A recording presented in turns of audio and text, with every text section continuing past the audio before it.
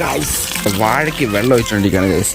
അപ്പം നമ്മളിങ്ങനെ ചുമ്മാ ഇരിക്കുമ്പോൾ വാഴകൾ വളരണ്ടേ ഗൈസ്. ഞായറാഴ്ച ആയിട്ട് പള്ളിയിൽ പോയി രാവിലെ ശേഷം നമുക്ക് മമ്മി തന്ന പണി, അയ്യോ ക്യാമറ വെള്ളം മമ്മി തന്ന ചെറിയൊരു പണിയാണ്.